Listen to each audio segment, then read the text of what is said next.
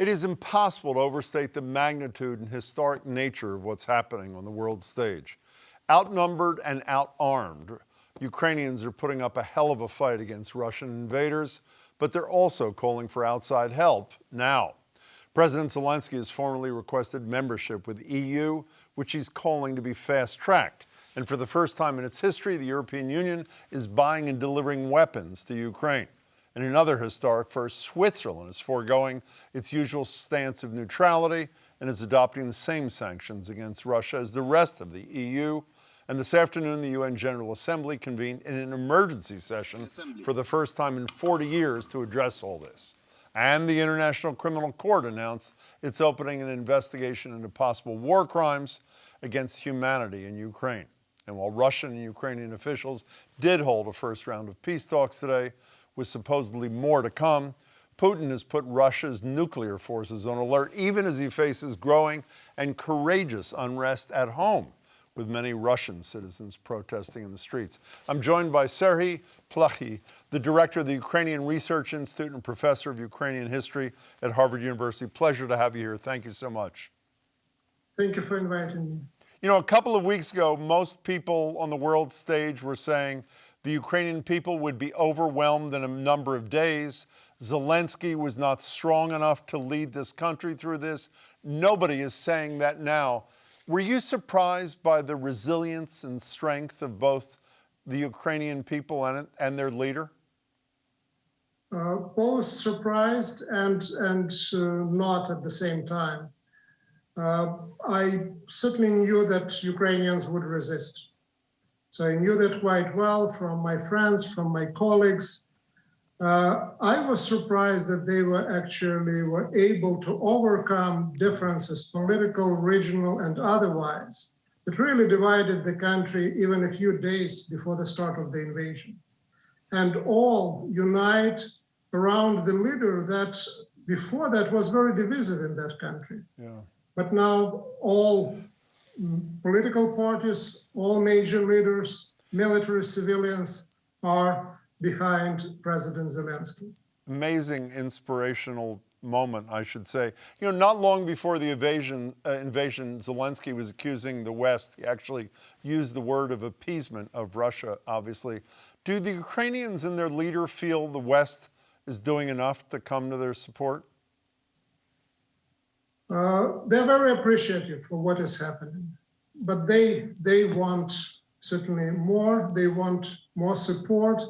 The one specific issue that they want at this time is to close skies over Ukraine, and there is almost kind of a saying there, go and close the skies and we will do the rest. Yeah. So that is the most immediate request. Again, there is no certain illusion that NATO would interfere in any other way.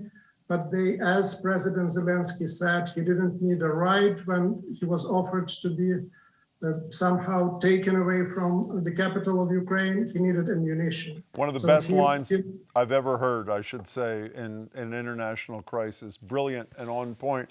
Is there as I mentioned, I'm sure everybody knows, the two sides, mid-level, met today on the Belarusian border. Is there an outcome that would be acceptable to Ukraine at this point that would also provide an off-ramp for Putin? I hope that there can be reached an agreement. What I am sure about is that the conditions for that agreement would be very different from the ones that would be reached on the first day of the invasion. When President Zelensky specifically said that, well, we are not members of NATO, so we really have nothing to lose by negotiating maybe a neutral status for our country. And now, after Ukrainians resisted, after army showed itself capable of fighting back, I'm not sure that can serve as the platform for the negotiations.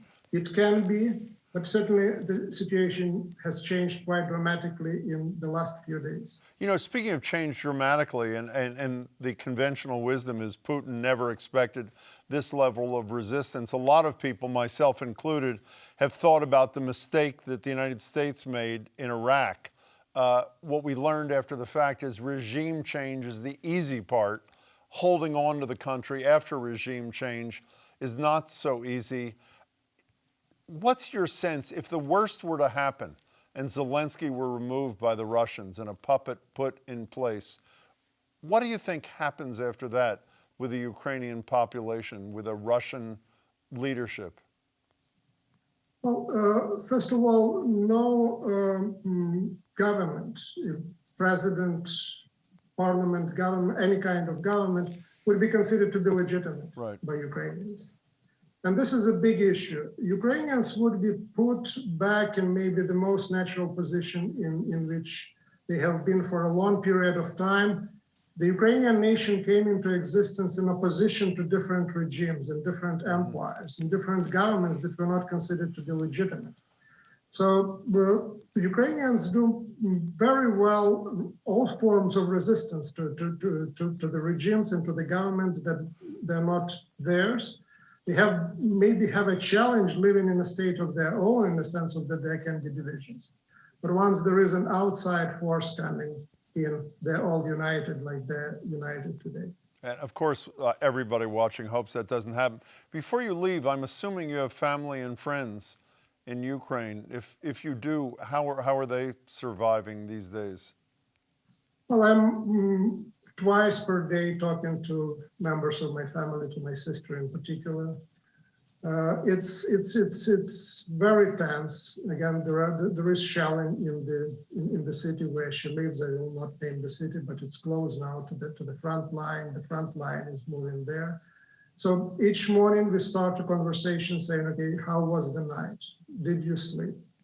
So, okay, one more day passed. Thank God it was a good day. Let's hope the next night would be good. So that is, you just live one day at a time, one night at a time. And I am sure that this is the situation in many parts of Ukraine. Well, I wish your family, your sister in particular, security into the long haul. And I thank you so much for your thoughts and your time. Really appreciate it. Thank you very much. It was a pleasure.